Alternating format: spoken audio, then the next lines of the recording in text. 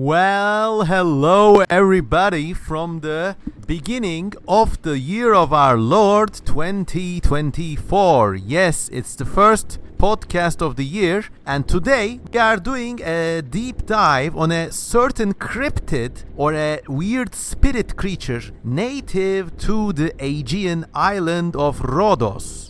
Well, I hope you all had a great New Year's Eve or a new Christmas and happy holidays. And without much ado, let's get going. Now, before beginning, if you're just new to this channel, there are a few rules. Number one, like this video, leave a comment, and please, for God's sake, subscribe to this channel. Now, these little fun, entertaining podcasts don't really make themselves, and your support is always welcome.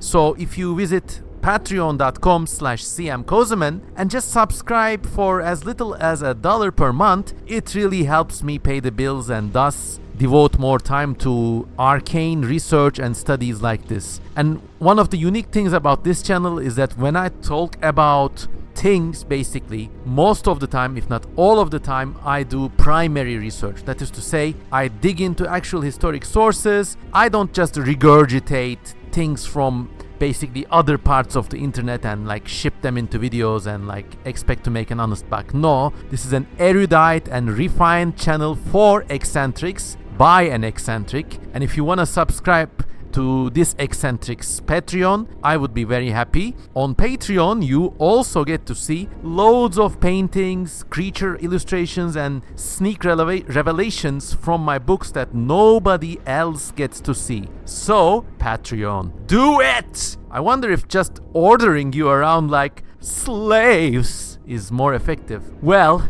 I also commend you to please go and visit my merch store. The link is in the video description, where you can buy some fancy CM Kozeman merchandise. And also, if you're already a Patreon subscriber, consider donating to me on buymeacoffee.com. Imagine you're having a nice coffee chat with me and maybe you want to pick up the tab. It really helps in this day and age. Okay, let's go. A little background about the island of Rodos. It's really a beautiful part of the world, and it's today a part of Greece. It's right next to the Anatolian mainland, which is Turkey these days. And basically it's a neat, big, sort of rhombus-shaped island in the Aegean Sea. That's like the Eastern Mediterranean for people who've never been there. And the cool thing about this island is that many Greek islands, they're also really beautiful, but they're completely devoid of trees or vegetation. Rodos, on the other hand, has extensive forests, mountains, and it's still a kind of big, large place you can drive around and explore. It's got multiple cities and towns. It's just a lovely, lovely island. Plus, historically, it's always been a very rich place. It has had a very vibrant Jewish community until, the Second World War. And then until, I think, 1948, Rodos, despite being between Greece and Turkey, was actually a part of Italy, and it absorbed a lot of Italian culture and that whole Mediterranean sense of beauty. And before that, it was part of Turkey or the Ottoman Empire for centuries. And then before the Ottomans, it was a part of, one of the Crusader kingdoms and the orders of knights that came along with the Crusaders, basically. I think Venetians controlled it as well at some point. Anyways, it's got a long checkered history, okay? And then throughout all that time, there have been large numbers of indigenous Greek people living in Rodos, and they had a vibrant, wild, and strange and sometimes unsettling culture. And the folklore belief in strange creatures, spirits, and demons, unlike any found in any other part of the Aegean world or the Greek world. It's just a wild place. So the creature we're going to talk about today, it is called KAOUS or KAOUS, depending on how you want to spell that thing. It is spelled KAOUS. And our primary source for this creature comes from the amazing book Reflections on a Marine Venus by Durrell. It's also called Reflections on a Marine Venus, a companion to the landscape of Rodos. And Durrell, if you haven't known, is a great author. He's one of those British authors who wrote in between the world wars and, well, in the early 20th century. And I mean, boy, this guy, he can really use words to paint color and pictures. Like, you read his words and you see color and you see landscapes, and you think, like, if this guy is writing in English, what the hell am I trying to write in? So he's an extremely talented, erudite and expressive author, the kind of author I hope to be. And before dwelling deeper into the lore of the KAOUS creature, let me just give you an introduction to the overall phylogeny of these creatures, because these things come from basically a broader selection of Greek bogeyman legends called the Kalikantzaroi or Karakantroloi or whatever.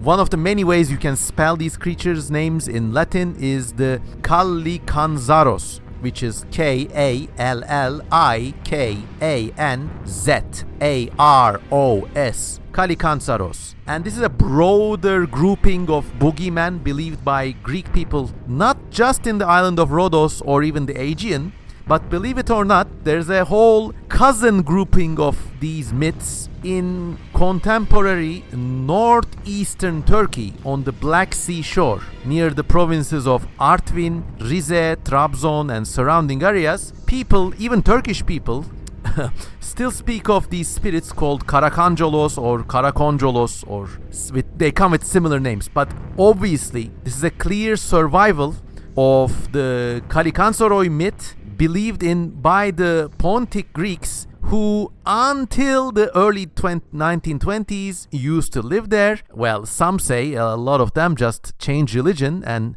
just became the quote-unquote Turkish people who live there, but let's not go into there now. So if you want to imagine a phylogeny of creatures, you know phylogenies, right? Like, for example, you have birds, and within birds you have different groups for, let's say, flightless birds like ostriches or parrots, or different groups of birds like storks or whatever. So in this phylogeny, let's imagine a father group or a big crown group called Kalikantzaromorpha, and within this group you have the Karakanjolos, which lives and is believed in the Black Sea coasts of Turkey, but we're not going to study them now. Imagine within this group there's a separate subfamily called the Kalikantzaroi, which is kind of, let's say, inhabits the mindscapes of Greek people living in the Peloponnese and the Aegean islands. And then within that group you have got this form called the KAOUS, and the KAOUS is really unique in what it does. And Lawrence Durrell, well, let's just read what he has to say about it, huh? How about that?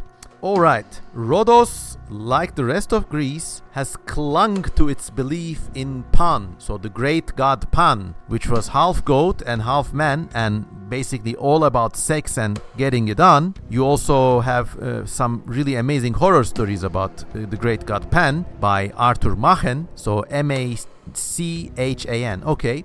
So if we want to extend the analogy of the family tree, maybe the great ancestry of these Kalikantzaroi and the KAOUS or the Karakanjolos, it may even go back to Pan. So Pan might be the dinosaur to the birds that is this group of weird scattered Greek demons. Okay. Elsewhere, he is known as the Kalikanzaros, and those who have been lucky enough to catch a glimpse of him have described KAOUS as a small edition of the devil, complete with horns, hooves, and pointed goddamn ears. Well, let me give you some more context. The Kalikantzaroi legend in Greece, usually if you look at pictures of Kalikantzaroi online, you see a lot of weird demons with long ears, weird shapes, and like long bodies. They're like a kind of shape-shifting spirit, basically with a roughly satyr-like body plan, but yeah, it changes. So continuing with Durrell, he says, the Orthodox Church is partial to the association, well, because they want to link all these folk devils with the old gods and kind of cast them off as demons and things not to be liked, basically. So that's what the Christian Church did in a lot of parts of the world. Anyways, and perhaps this accounts for the name he goes under in Rodos. In Rodos, he is called a KAOUS. The word seems to be related with the verb kao, which means to burn. Combustion, after all, is the nature of devils. And at this point, I can't help but imagine the very famous fire special effect you hear in many games and movies. It's some bullshit sound effect like and like whenever you watch any action film, this sound effect comes up. Anyways, combustion, after all, is of the nature of devils, and the name suggests fire and brimstone in equal parts. Also note what a great writer Lawrence Durrell is, huh? But if you study the habits of the KAOUS, as recorded in the popular literature, another association will come to mind. The creature is on hot bricks. This is Durrell's like kind of secluded way of saying the creature is extremely horny, and you're about to see why. God damn. He is a troublesome visitor to the village. I wonder what troubles he causes there. Turning things upside down, making women miscarry, and cream turn sour. Goddamn KAOUS, what did you do to the cream to make it turn sour? Did you put your jizzy juice in there again? Goddamn you, goddamn demon. I mean, it's obvious at this junction that we are dealing with something quite different from not only the rest of Greek legends, but also quite different from satyrs too. I mean, yes, satyrs are always known to be like sexually active, but this is a whole other level of mischief and shenanigans. But let's continue with Durrell. But KAOUS is worse still. He is a kidnapper. The villagers believe that if a husband and wife sleep together on the 25th of March, the child must be born on Christmas Eve.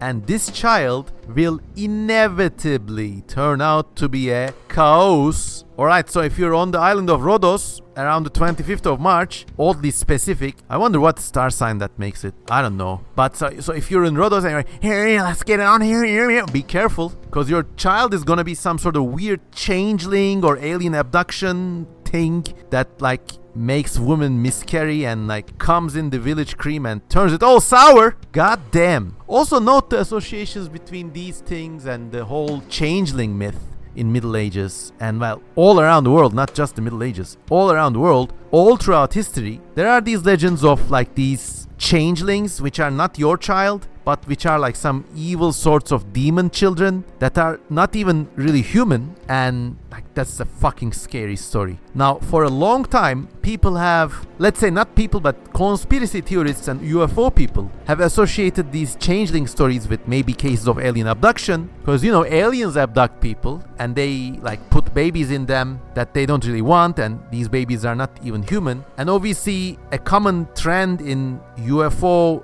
legends in the contemporary day and age suggests that all these legends of like children being replaced, the KAOUS or changelings, they're actually unrecorded cases of alien abduction. But I think that's just a simple way. Now, if you have basically spent any length of time being human and, well, being around ladies or being around people with kids, or if you have had kids of your own, you notice that the whole process is extremely traumatic. I mean, there are many cases where women go crazy. It's called postpartum depression. They would never say it, but they kind of like, let's not say they hate their kids, but maybe the responsibility is so tiresome that they wish they did not have this kid, you know? So all these psychological mechanisms to cope develops. And of course, in an age before psychiatry or a contemporary understanding of psychology, it's easy to see why such demons may have developed, you know? The woman might say, oh, I fucking hate this kid, it's a demon, it's not of me, replace it, destroy it even. But secretly she's saying, I don't want to have a fucking 8th kid, you know? I mean, I've had enough, I just want to like live a little. And I mean, at this junction, you should also not be surprised that as contemporary amenities grow and develop and people have access to more luxuries and disposable time, I mean, it's understandable why a lot of people may choose not to have kids. And this is with all the respect to people who want to have kids. But anyways, I'm getting carried away. Long story short, this KAOUS demon is also a changeling maker, or a changeling itself, as we're about to find out. And the legend, while oddly similar to alien abduction stories, probably has to do with basically the traumas of motherhood in general. I mean, I was just having a New Year's meal with my extended family just a day ago, and obviously we are recording in the 1st of January 2023. And like in between all the drinking and the food, like my mother dropped one of these like wow, like deep lore bombs, which really kind of like, fuck, was this true? So it turns out when I was born, okay, she tried to suckle me, but I mean, how do I put this delicately? My mother always cut a slim figure, you know? So apparently in the first 2 months that I was a goddamn baby, no milk came out of, well, her body basically. So I was just sucking on dry tits basically. Well, wow, I mean, this is like Daddy Kozman deepest origins lore. I guess it explains a lot of weird thing I had about myself when I was ow.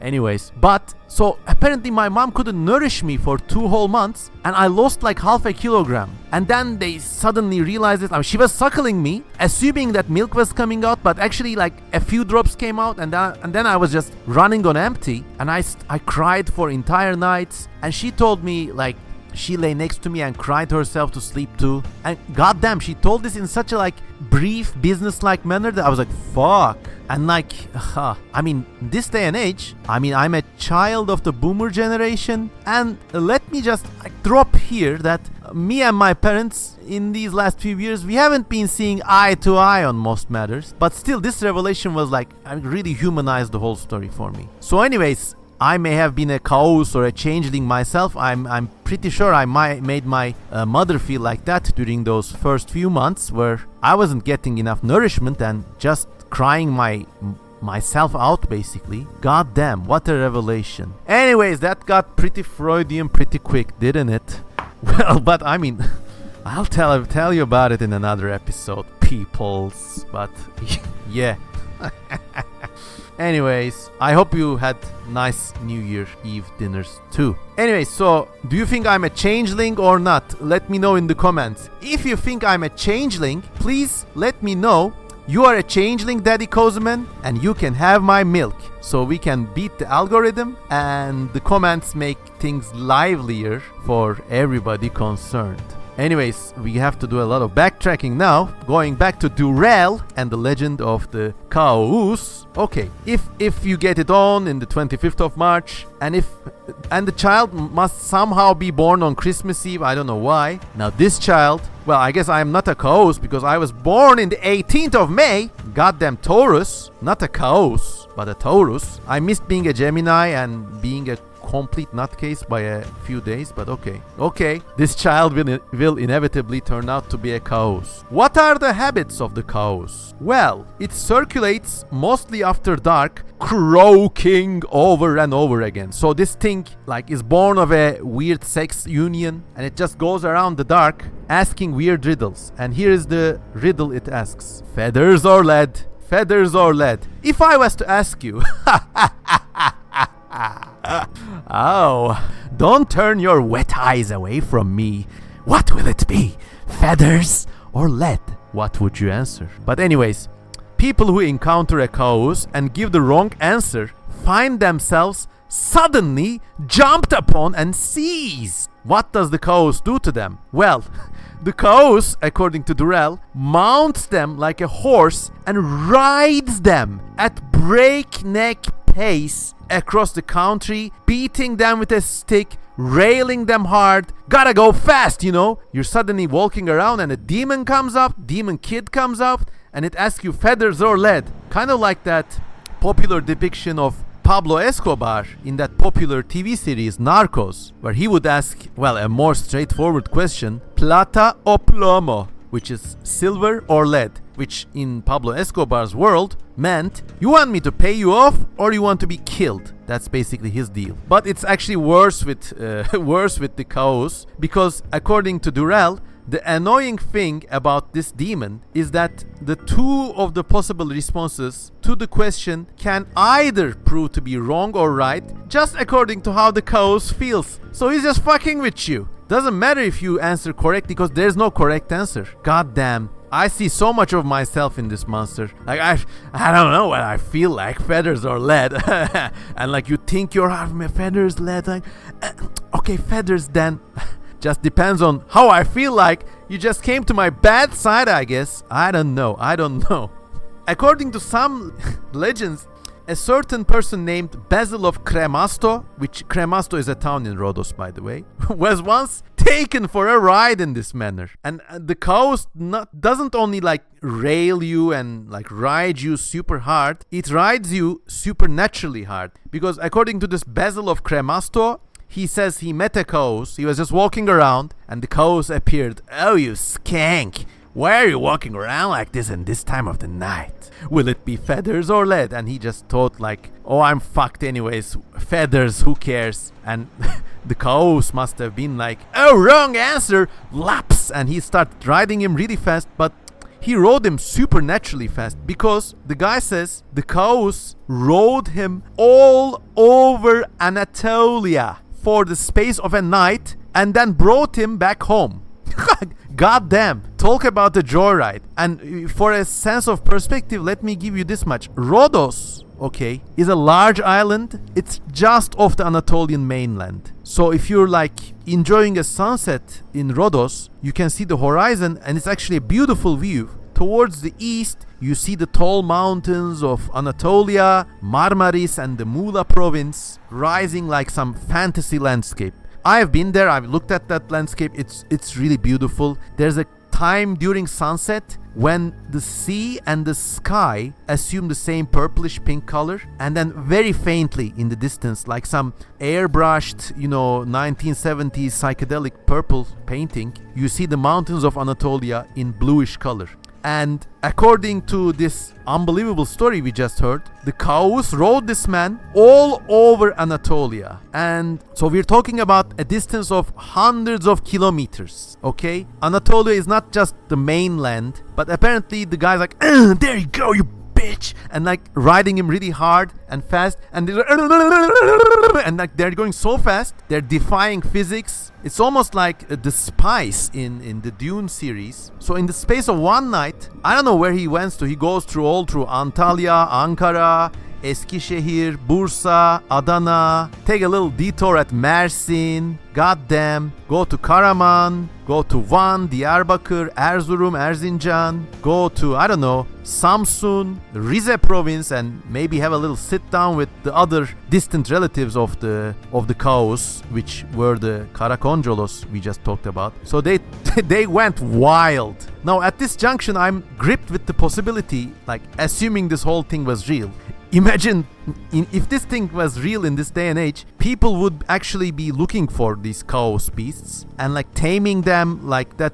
Do you remember that earlier 2010s kind of like shitty vampire series called True Blood, where it was all about vampires being real in contemporary America, and it had lots of like fancy twists. So one of the twists was like vampire blood turns out to be a powerful drug for people, and then there are these people who capture vampires and keep them in basements and use their blood as a contraband narcotic.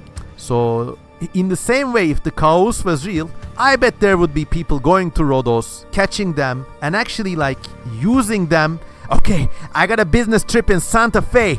Fuck me hard, KAOUS. We gotta go there tonight. And I don't think it would be a curse. Many contemporary people would want to be ridden hard by this demon and would actually pay for the privilege of being able to travel that fast, which goes to show, is our day of rapid travel and rapid convenience, is it kind of good for the human soul, or are we just living a demonic lifestyle these days? I mean, you got people like taking 5-hour drives. Oh, fucking last year it was New Year's Eve, and I'll go back to another tale with my parents. Goddamn, they spent more time in traffic. They spent like 4 hours in traffic, and they just traveled like a distance of, I fucking kid you not, 3 kilometers or like 1.5 miles for all you Americans out there. All this time of like rapid travel, rapid communication, it's positively demonic, These things are not conveniences if you look at them from a spiritually hale perspective. They're curses. When you travel that fast, something happens to your soul. I mean, a guy I used to know, he was a very eccentric guy.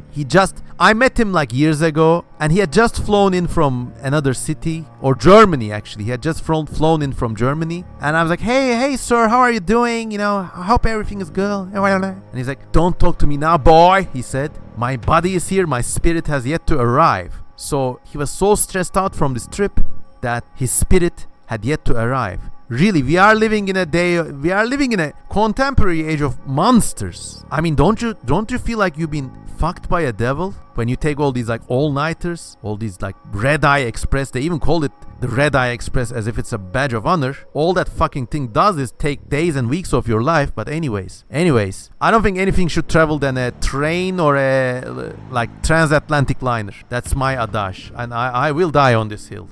But anyways, these are some nice side alleys, and yeah. But okay, let's go back to Durrell and his accounts of the KAOUS, okay? So the KAOUS rode him all over Anatolia for the space of a night. This man, Basil of Kremasto, arrived at the tavern exhausted at daybreak and was only able to prove the veracity of his tale by producing an apple which he had plucked from an Anatolian orchard in Amasya, which is like from Rodos. Amasya is like at least 400 kilometers away. So he got the apples to prove the tale, alright?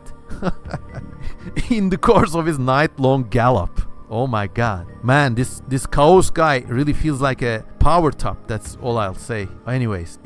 Another man, this time from the village of Siana, which is another village in Rodos Island, was met by a KAOUS on a dark road. This KAOUS did not speak, but the man could tell it was him from its long pointed ears. So be careful out there if you see a silhouette with long pointed ears. Gotta be careful, or you gotta go fast. Anyways, but this man was smarter. Basically, he didn't talk with this KAOUS. So he did the right thing anybody would do when engaging with a sort of manic sociopath. He didn't even talk to this guy, but he just caught it by its long ears, and the demon was like, aman, yandam, let me go, god damn it. It made the demon helpless. So he carried it home and he sat it down on a chair. And there I have you, you fucking git. Now we'll make a man out of you, this guy said. This guy from Siena was more based, I guess. And the demon was like, you're gonna... But the point is not to engage with this sociopath at all. Let your actions speak louder than words. So this guy just took a red hot poker from the fireplace. Oh my god, what's he gonna do? But the point is not even to speak. You shouldn't even say something cool, you know? Not even say, you and I are gonna have a conversation, you cunt. But no, not even say anything. And it actually burnt a hole in the KAOUS demon's legs with a branding iron. Aman! Yandım anam! Out of the hole crawled and flowed hundreds of devilish little snakes and a clear liquid. So, oh my god, I mean, this story, it really tickles all my fetishes. That's all I'll say, you know? All these bugs and insects flowing out of a hole, all the liquids coming out of the gaping hole. Oh my god. Anyways, and then the KAOUS was healed. It shuddered, came to itself, and said, sorry Mario, but the princess is in another castle. No, that's not what it said. I'm just joking with you. Here's what the KAOUS said. Deeply I slept, lightly I wakened. It wasn't me. I wasn't feeling like myself. Man, spoken like a true sociopath. God damn. And after being healed, thank you. You cured me. You cured my manic depression, my bipolar disorder, my BPD, whatever. From the hole, hundreds of little snakes came out. Oh, daddy. Oh my god. And anyways, after saying that, the demon just flew up the chimney and disappeared. Now, at this junction, we see another strange parallel with an American legend from the state of Pennsylvania. And of course, this is the Jersey Devil. God damn. All these repeating motifs, they're really interesting, huh? And this book I'm quoting from, it was written in 1948. So it's obviously like, maybe Lawrence Durrell did have the Jersey Devil in mind when he was like writing these stories. But the motif of the demon being healed, being born from a cursed woman, or being born from basically a cursed birth, and then flowing up the chimney is so eerily parallel between this like distant Aegean island of Rodos and like rural darkest Pennsylvania. How strange. So if you listen to me this far, why do you think this parallel must be? Do you think maybe when people are stressed, they create similar fantasies? Maybe this is hardwired in our reflexes, or maybe something from the beyond really is going on. Well, that's it, everyone. My little portrait of the KAOUS demon from Rodos. Certainly one of the most unique, kinky, and weird demons I've ever had the blessing and chance of opportunity to read about. And if you want to read more about this demon and more about the island of Rodos in general, the book is called Reflections on a Marine Venus. You can find it in the video description and in the pinned comment.